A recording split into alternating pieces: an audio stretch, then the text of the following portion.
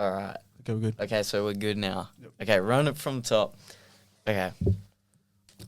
Hello, it's me, Harry Dowsett here. I'm here joined with Micah and Talem. Hey. Hello.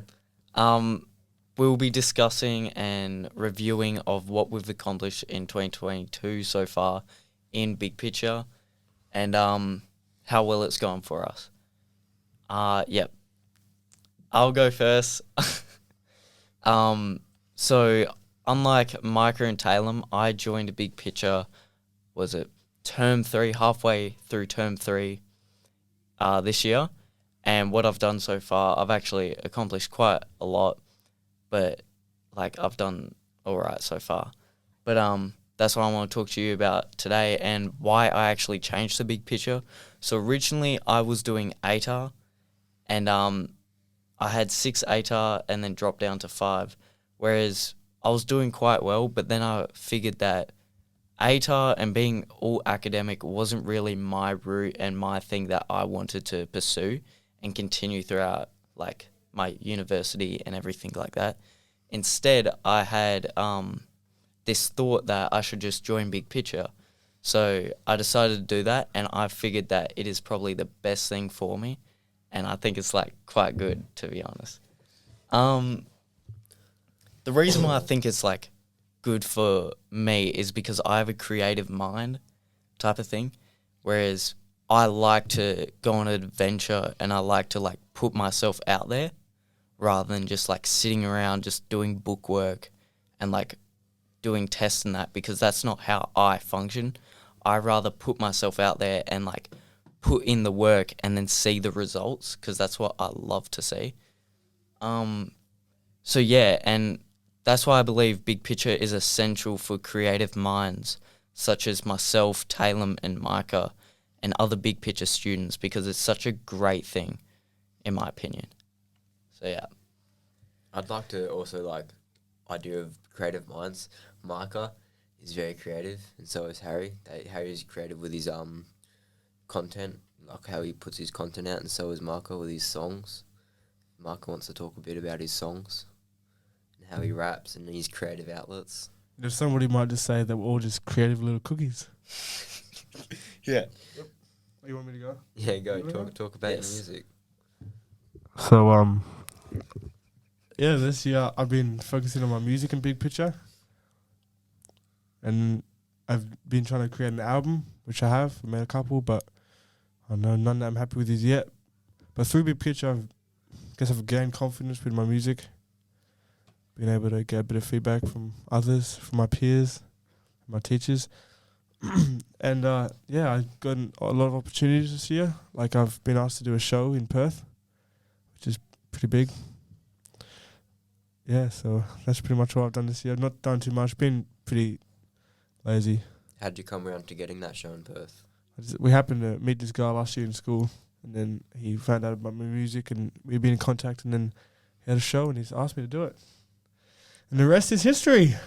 That's actually pretty big for like where you're starting as well. Yeah. That would be pretty great. What about you, Talem? What are you trying to say? Big Picture is pretty good for me, I believe. I believe it's a great creative outlet.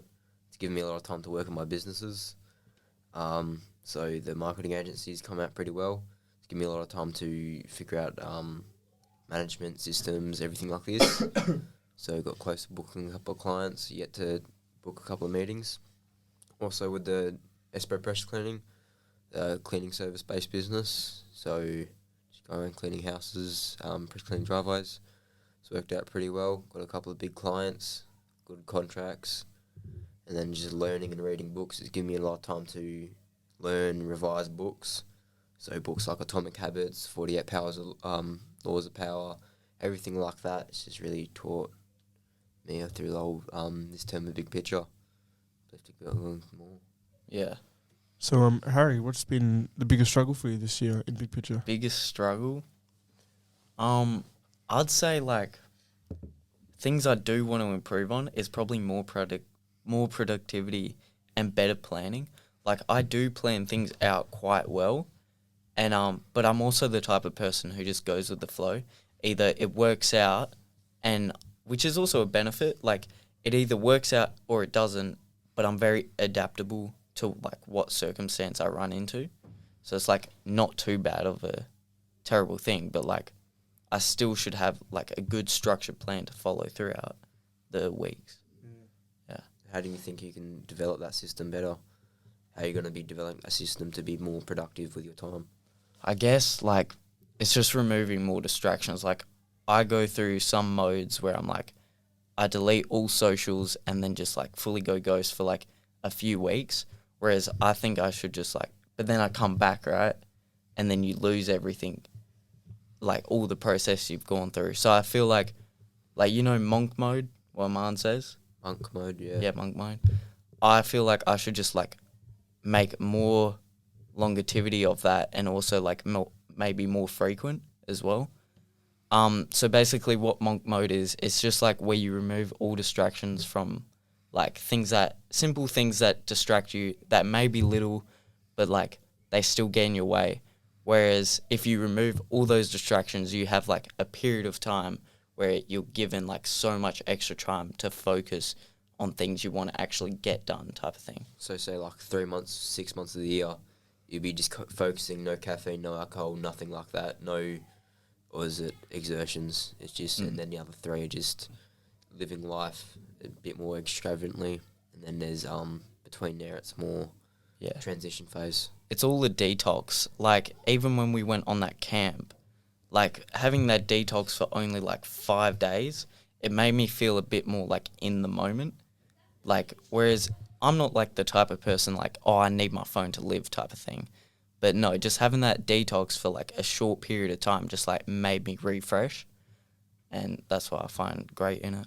Marco, how do you feel about being away from your technology for 5 days over the Denmark to Albany Bib track? Yeah, to be honest, I didn't even think about the phone. Like, it's kind of, I know, because we were all together, I got distracted and didn't really think about it. But it was good. It felt better. Like, I just felt like I wasn't just doing nothing. I felt more productive that week than I ever have in my life. So, yeah, it was pretty good. What about you, Tom? It was pretty good. I don't normally go on my phone much other than business. Yeah. Don't get many messages, but doesn't matter. But The way you said that. I reckon. Is it something you would do? Like, would you completely go off your phone for 6 months of the year, no technology, and like literally live like a monk? I guess it could be cool, but then at the same time, I feel like I don't know. In some ways, I get inspiration from things like watching YouTube. Yeah. Maybe going to Instagram, see something that inspires me to do something. So I don't know, it'd be good. And there's lots of stuff like maybe like Snapchat stuff I should get rid of, but then there's some stuff that I might not benefit from that might be a bit, I don't know. Yeah, full of last year, like during year 10, I wanted to like put my work in front of me, like just doing heaps of studying that. And like I deleted Snapchat for pretty much the whole year and I only used it during like the holidays. Whereas like I feel like I definitely gained way more focus because every morning I would get up, study before school, go to school, and then as soon as I finish school, I can like fit in more time for either myself or fit in more time to like keep on studying and stuff like that. Yeah, because even if we have a phone like right next to us, when there's no distractions on it, you'll pick it up, look at it, realize there's nothing, and put it down. Like kind of what Taylor was saying in the last podcast, which is like correct. So yeah. Yeah. Oh, big pictures are good because our big picture teachers are currently like no phones. Really, you got to evidence your work as well. Which when you're on social media, you're scrolling, and there's no evidence that you just scrolled for 3 hours. Where in class we actually learn something, we actually have to evidence it. So when I read a book, I have to evidence that I read the book about quotes and stuff like that. Mark is evidencing with his music about different things he's learned. Harry's evidencing with his productivity and his note creatives and everything like that. Yeah. Talking about productivity, like my highlights since I've started Big Picture is that I allowed more school time to focus on my business, which has helped me to be very productive with my agency and side projects I have. Saying that, these last few months have helped me with like getting all my foundations in order to start my agency, which is my TFN, my ABN, my registration for my business name, my domain, and my Stripe account, which are like all like pretty much the top 5 things you need before starting your agency. Which that brings me on to like my plans for 2023. Because I have a structure and a foundation that I made in the past few months, like 2-3 months. Now in 2023, I can continue my outreach and then like grow it out, as I believe like 2023 to 2025 will be my biggest years for my agency and like getting it up and like pushing it through. And I really think next year could be my biggest year if I like put everything in order type of thing. Yeah. Yep. What about you, Michael? What are your plans for the next 2023? Within Well, big picture. Yeah. I don't know. Even know. I guess just spend more time like actually doing work and use that time that we get given to be productive. Yes, so more albums, more music, Yeah, maybe. I don't know. It's more just trying to build connections. That's what I guess. bit of networking. Yeah.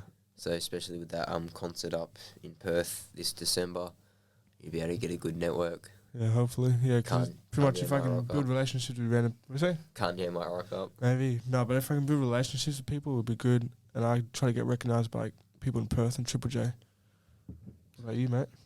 What do you mean? What is your goals for in big picture and your agency? Agencies probably I'm gonna start aiming to get $5,000 a month at least. So that's only 2-3 clients, major clients. I've got a couple of people lined up for a cold call. And then the business for Espresso press cleaning, I'll be hiring someone, so maybe a labourer. Split the commissions of the job, which helped me out a lot.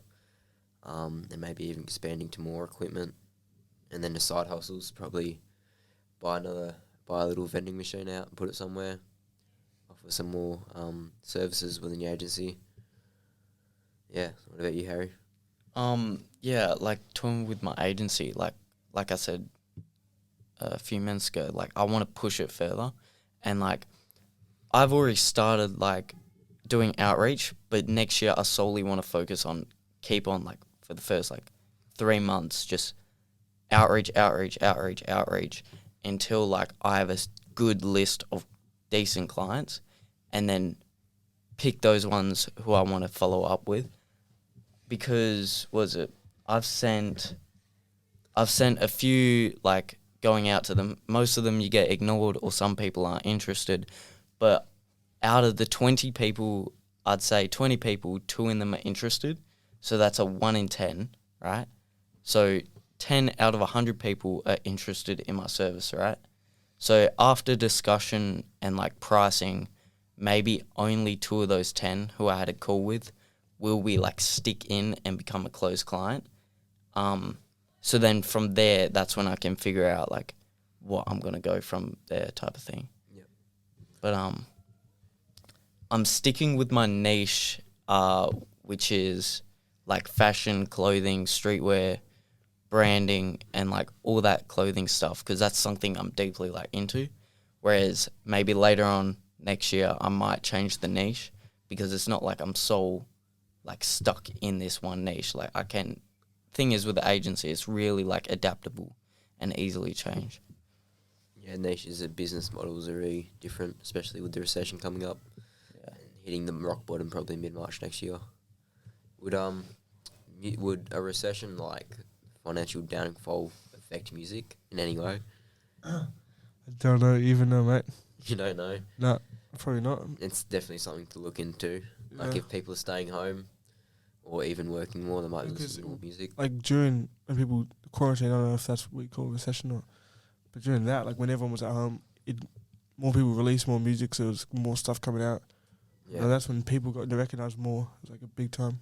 Was that a big spike for your music? No, I don't know. Yeah, for me, it was time for me personally to grow my music because I had nothing else to do, so I just sat and made music. I didn't really drop much, but I just got better at it. Is big picture a way of like spending more time to make music instead of actually just learning useless things like what's a useless subject?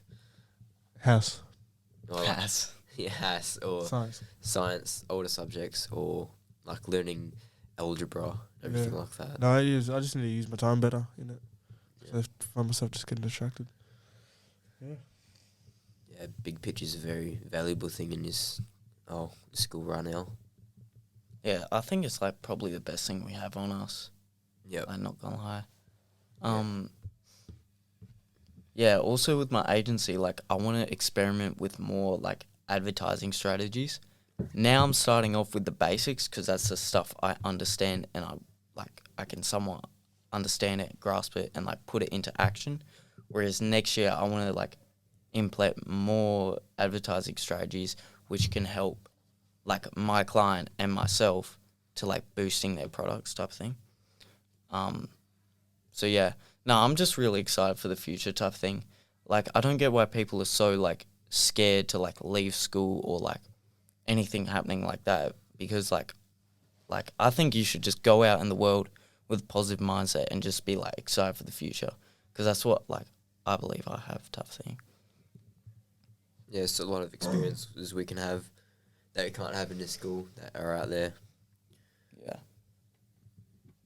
Anyway. Especially Michael going out to meet some of Drake, Kanye. Yep. Go hang out with them at the back of the Louvre or like a big store.